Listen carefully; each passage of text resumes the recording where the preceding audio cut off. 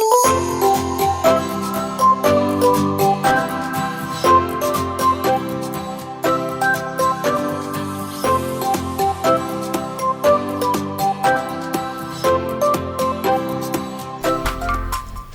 Bengkulu yang dikenal dengan bumi Rafflesia mempunyai banyak potensi unggulan, mulai dari wisata, pertanian, perkebunan, peternakan, hingga potensi laut sebelah barat yang menghadap langsung ke Samudra Hindia.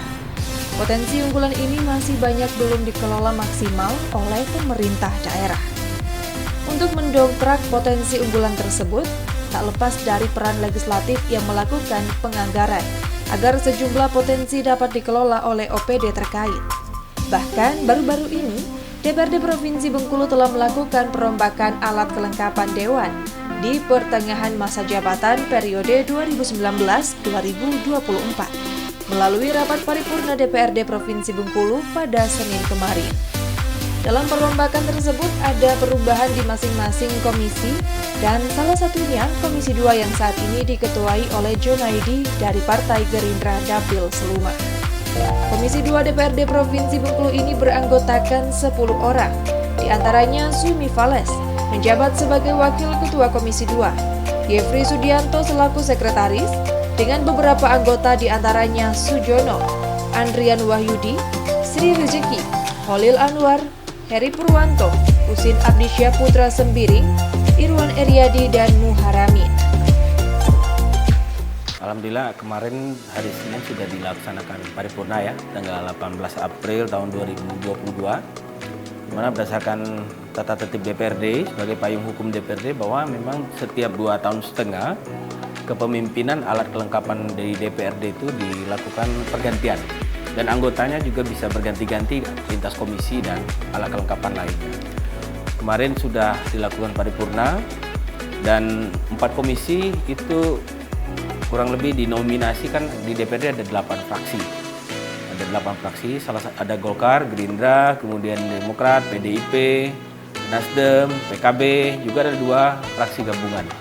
Dan alhamdulillah saya sebagai perpanjang tangan partai di fraksi Gerindra dipercaya teman-teman untuk memimpin Komisi 2 sebagai Ketua Komisi 2 untuk 2,5 tahun jabatan di DPRD Provinsi sampai dengan tahun 2024. Dan Komisi 2 ini berjumlah 11 orang, diisi dari masing-masing anggota DPRD yang berasal dari fraksi berbeda dan daerah pemilihan yang berbeda. Dan ini bagi saya adalah hal baru karena di periode sebelumnya saya menjabat sebagai Ketua Komisi 3 di 2019 sampai 2024, kemudian 2014-2019 ya, kemudian kemarin 2019 saya di Komisi 1 2,5 tahun dan 2,5 tahun ini saya menjabat sebagai Ketua Komisi 2. Tentunya ini sesuatu yang berbeda dan menjadi semangat saya untuk meningkatkan kinerja, khususnya kinerja di DPRD, karena masing-masing komisi itu mempunyai bidang kerja yang berbeda-beda.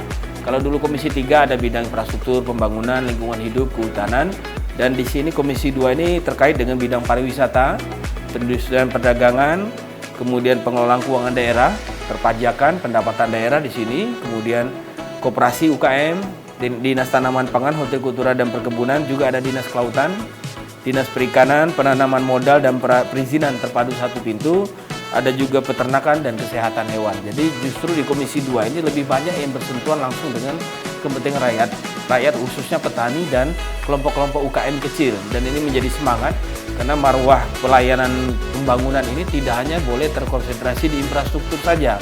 Justru perekonomian masyarakat lapisan bawah banyak ini terkait dengan bidang mitra kerja Komisi 2. Dan insya Allah kami akan mencoba memaksimalkan yang selama ini mungkin belum maksimal, akan dimaksimalkan mulai dari pengawasan kami terhadap pemerintah, dari sisi penganggaran budgeting, kalau ada sisi-sisi pertanian, tanaman pangan, peternakan yang selama ini mungkin masih dianggap kurang, ini menjadi motivasi kami, anggota DPRD Komisi 2 yang tahun ini berjumlah 11 orang, untuk memaksimalkan kinerja kami. Budgetingnya, controllingnya, juga di bidang regulasinya, kita akan evaluasi juga. Bagi kita, ketika duduk di provinsi ini, maka tugas kita ini seprovinsi. Walaupun saya orang Dapil Seluma, tapi saya ditugasi untuk mengawasi, melakukan kinerja DPR seprovinsi. Jadi justru perbedaan ini menjadi potensi. Ada hal yang saya butuhkan dari teman-teman Dapil Muko-Muko, ada hal teman yang harus saya lakukan di Dapil Kepayang, ada juga kami yang saling isi dari Dapil Kabupaten Kaur dan mana termasuk juga Muko-Muko. Jadi justru perbedaan ini dalam politik itu kadang memang menjadi rahmat, menjadi satu potensi yang insya Allah menjadi kekuatan dan saling mengisi. Dan yakinlah bahwa DPRD Provinsi, teman-teman DPRD ini mayoritas ini latar belakang politisi yang juga sudah menaun. Banyak yang sudah pernah jadi ketua DPRD Kabupaten. Sekarang Pak Yepri Sudianto kan dulu ketua DPRD Kabupaten Bengkulu Selatan. Sekarang beliau jadi sekretaris di Komisi 2. Begitupun yang lain sudah pernah berapa periode di Muko-Muko seperti Pak Moramin. Ada yang juga di anggota DPRD Kepayang seperti Pak Holil. Jadi saya justru beruntung teman-teman di sini bukan orang baru, bahwa politisi-politisi yang juga mengakar di setiap kabupaten. Soal kepentingan partai politik, saya pikir kepentingannya itu sama. Kita punya konstituen yang sama, masalah-masalahnya juga sama. Kepentingan konstituen, misalkan petani butuh alsintan, petani butuh bibit, tempatnya di sini sama-sama. Jadi tinggal kami merampungkan saja bahwa ini kepentingan yang sama untuk tujuan yang sama. Tapi kan saya melihat Komisi 2 ini lebih bersentuhan kepada para petani, nelayan, pedagang, karena di situ juga perdagangan, juga industri pariwisata.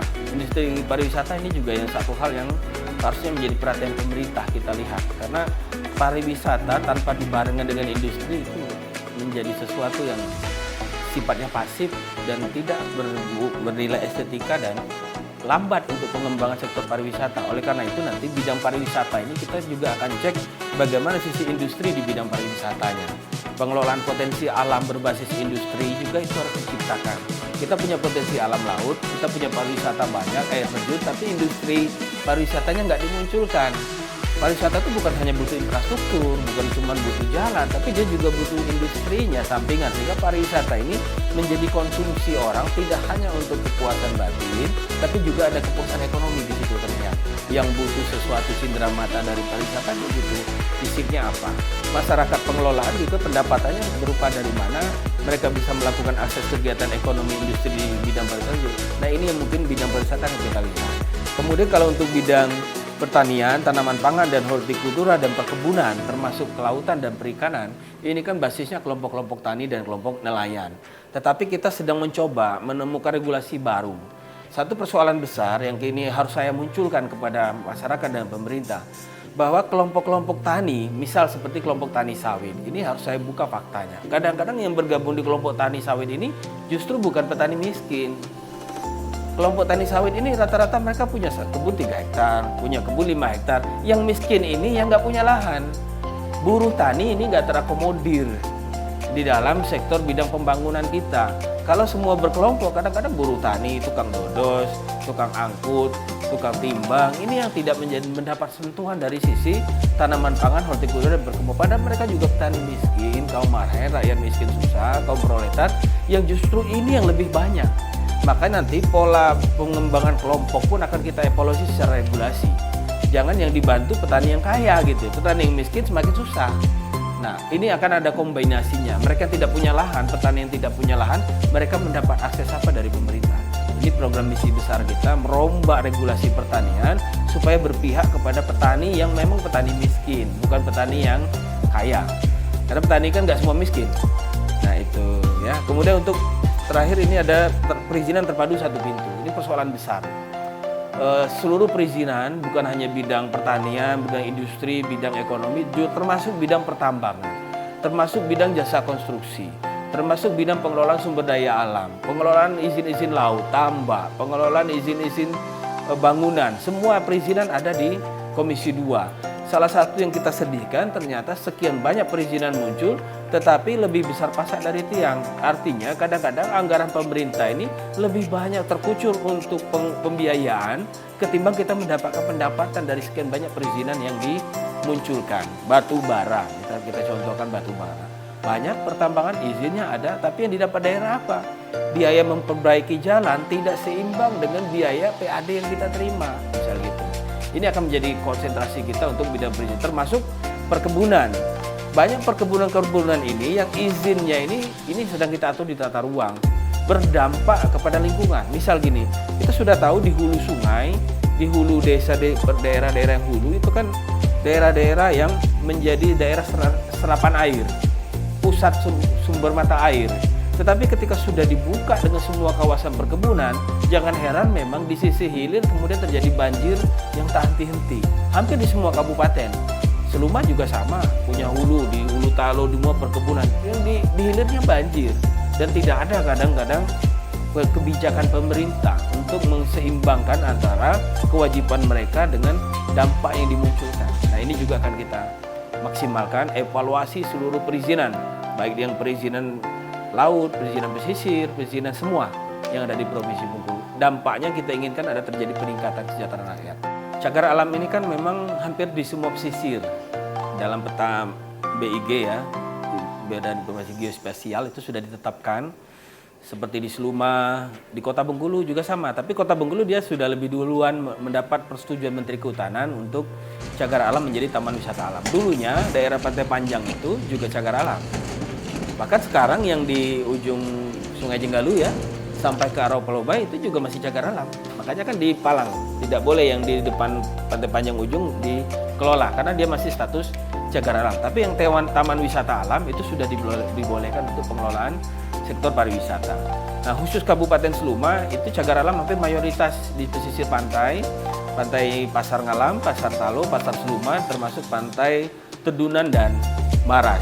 Nah, soal pengelolaan pariwisata, pemerintah provinsi, gubernur itu memang sudah mengusulkan kepada Kementerian Kehutanan, tidak hanya di Seluma, tapi di kabupaten-kabupaten lain yang punya cagar alam dan punya potensi wisata, cagar alamnya diusulkan untuk menjadi taman wisata alam. Dan itu sudah ditindaklanjuti oleh Menteri Kehutanan. Sejak tahun 2019 sudah dibentuk tim terpadu, dan sudah 2 bulan 3 bulan terakhir tim terpadu ini sudah turun ke kabupaten-kabupaten menilai layak tidakkah cagar alam ini dirubah menjadi taman wisata alam. Kabupaten Seluma mungkin baru selesai 2-3 minggu lalu tim dari Kementerian Kehutanan turun. Nah, harapannya ketika menjadi taman wisata alam, pesisir pantai cagar alam yang ada di kabupaten ini nanti sama dengan di Provinsi Bengkulu, di Pantai Panjang bisa dikelola untuk menjadi wisata. Kalau sekarang kan masih dilarang sama BKSDA, apalagi menjelang Lebaran nih. Orang mau bikin hiburan karena BKSDA takut ada kerusakan di sekitar kawasan cagar. Jadi melalui revisi usulan perubahan peruntukan kawasan fungsi hutan itu sudah diproses, tim terpadu sudah turun di setiap kabupaten, bukan hanya Seluma, seluruh seprovinsi Bengkulu sedang dievaluasi. Semoga saja ini nanti disetujui oleh Menteri sehingga yang memang menjadi prioritas area-area cagar alam untuk wisata ini bisa terlaksana. Yang sudah lebih dahulu kita mendapat persetujuan itu Danau Dendam. Danau Dendam kan dulu total cagar alam, tapi kurang lebih sekitar 600 hektar itu sudah disetujui menjadi taman wisata alam. Tinggal gubernur bersama wali kota bekerjasama dengan BKSDA, TWA ini dirampungkan bagaimana menjadi sektor wisata unggulan di Kota Bengkulu. Sementara itu, Junaidi yang telah berkecimpung di legislatif sejak tahun 2009 telah banyak membawa perubahan untuk Provinsi Bengkulu. Bahkan beberapa pembangunan di daerah pemilihannya sudah banyak perubahan, baik infrastruktur, pengembangan kelompok tani, hingga kesejahteraan masyarakat. Berpolitik ini adalah ketika memang dulu dari mahasiswa saya aktif di organisasi-organisasi pergerakan ya. Dulu saya sering demo ke sini, sekarang saya sering di demo di sini. Dan ini menjadi bagian sejarah yang tidak bisa saya lupakan, bahwa generasi yang akan datang juga jangan sungkan-sungkan untuk berorganisasi. Yang kedua, alhamdulillah di usia 29 tahun, saya lahir tahun 79, itu tahun 2008 saya sudah ikut kontestan pemilu di Kabupaten Seluma. Tahun 2009 itu saya dilantik menjadi anggota DPRD Kabupaten Seluma di usia 30 tahun. 5 tahun di 2009 sampai 2014 di DPRD Kabupaten Seluma, saya juga mendapat kepercayaan dari teman-teman DPRD. 2009 sampai tahun 2012 itu Ketua Badan Legislasi di DPRD Kabupaten Seluma. Kemudian 2012 sampai 2014 saya Ketua Komisi 2 di DPRD Kabupaten Seluma, juga Ketua Fraksi PNBK, waktu itu partai saya PNBK, dan saya juga anggota Badan Anggaran selama 5 tahun di DPRD Kabupaten Seluma. Dan 2014 mendapat kepercayaan dari masyarakat Kabupaten Seluma, saya terpilih menjadi anggota DPRD Provinsi dari Partai Gerindra. 2014 dilantik, dan 2014 sampai tahun 2015, 1 tahun kurang, itu saya menjadi Sekretaris Komisi 3. Karena Pak Yurman waktu itu Ketua Komisi 3-nya ikut pilkada, dia mundur dari DPRD, saya dipercaya teman-teman menjadi Ketua Komisi 3 dari 2015 sampai dengan pertengahan tahun 2017. Nah, di tahun 2017 sampai dengan tahun 2019 saya dipercaya lagi oleh teman-teman di Komisi 3. Secara aklamasi saya ditugaskan kembali menjabat sebagai Ketua Komisi 3. Jadi 5 tahun di DPRD Provinsi kemarin saya Ketua Komisi dan juga tetap Badan Anggaran juga 5 tahun, tidak berubah. Kemudian 2019 kemarin Alhamdulillah pemilu dan Allah menakdirkan saya kembali bertugas, dipercaya masyarakat Seluma menjadi anggota DPRD Provinsi kembali. 2019 awal sampai 2022 kemarin saya di Komisi 1, saya menjadi anggota, tetapi tetap menjadi Badan Anggaran. Kemudian di 2022 ini, kemarin barusan selesai kembali teman-teman mempercayakan saya menjadi Ketua Komisi kembali. Ketua Komisi 2, insya Allah sampai dengan akhir jabatan di tahun 2024. Dan kemarin saya tetap juga ditugaskan sebagai Badan Anggaran. Jadi saya mendapat terima kasih fraksi Gerindra mempercayakan ini. Dan Badan Anggaran adalah fungsi strategis karena menyetujui seluruh anggaran yang diajukan oleh pemerintah daerah ke provinsi. Jadi insya Allah 10 tahun, 15 tahun berkarir politik full di Badan Anggaran dan hampir selalu menjadi ketua komisi. Itu kan karena kebutuhan masyarakat infrastruktur ya di provinsi. Hampir 5 tahun kemarin saya ketua Komisi 3. Hampir semua jalan provinsi di Seluma itu sudah terbangun dengan status jalan hotmix. Durian Bubur, Pasar Talo itu sudah selesai hotmix-nya, tinggal dari desa Talang Panjang sampai ke Pasar Talo yang belum. Dari desa Penago 1 baru, jalan provinsi, Pasar Talo, Pasar Ngalam, mungkin sudah seperti jalan tol lah, hotmix-nya di sana sampai ke ujung desa Rawa Indah. Kemudian Muara Maras, hampir setiap tahun tidak berhenti dianggarkan dari Simpang Pajar Bulan sampai ke Maras, dan tahun ini tuntas. Pekerjaan jalan itu hotmix dengan kualitas yang sangat bagus dan masyarakat di sana sudah merasakan kepuasan. Tinggal mungkin sekitar 800 meter lagi lah yang belum selesai. Dan yang paling dibutuhkan jalan provinsi itu Padang Capo. Sejak dilantik tahun 2014, Padang Capo tidak berhenti kita anggarkan. Terakhirlah di tahun 2019 kemarin dihentikan karena ada badan jalan yang mau kita bangun ternyata masuk dalam Taman Buru. Sehingga pihak kehutanan BKSDA menstop pembangunan. Dan kemarin Alhamdulillah di bulan Februari, Gubernur sudah mendapat persetujuan dari Kementerian Kehutanan melalui BKSDA bahwa sepanjang 3,2 km dibolehkan dibangun jalan. Dan kemarin ya di bulan Maret bersama TMMD dari APBD Provinsi senilai 15 miliar kembali anggaran Jalan Padang Capo sampai Sukaraja yang diharapkan ini tembus ke Sumsel 4 Lawang. Kembali dianggarkan 15 miliar pembukaan badan jalan pengerasan ini mulai dilakukan melalui program TMMD dari APBD Provinsi Bengkulu. Belum lagi dari sisi walaupun dulu tidak di Komisi 2 tapi yang mayoritas alsintan, bantuan bibit, bantuan alat peternakan, hand traktor untuk masyarakat Kabupaten Seluma hampir setiap tahun juga tidak pernah berhenti. Termasuk sektor kehutanan. Masyarakat kita yang di hulu, yang dekat dengan kawasan hutan, itu juga sudah banyak yang dibentuk kelompok-kelompok tani hutan yang mendapat bantuan baik dari APBN juga dari APBD Provinsi, mendapat bibit-bibit jengkol, bibit tanaman kayu, mendapat perizinan perhutanan sosial. Terakhir kemarin di Desa Skala ya, warga boleh mengelola hutan seluas 601 hektar. Alhamdulillah perjuangan itu berhasil, disetujui. Kelompok tani hutan itu SK-nya Menteri loh. Menteri Kehutanan selama 30 tahun mereka boleh menggarap 600 hektar kawasan hutan. Tetapi mereka tidak boleh, ada ketentuan-ketentuan, tidak boleh menjual, tidak bisa disertifikan. Mereka punya hak garap atas hutan itu. Tapi ada ketentuan-ketentuan dan ini akan dibarengi dengan bantuan nanti pembibitan sehingga hutan itu tetap lestari, masyarakatnya juga sejahtera. Tidak lagi kayak dulu masyarakat diburu-buru, di stop, dirobohkan rumahnya segala macam. Mereka sudah dapat izin pengelolaan.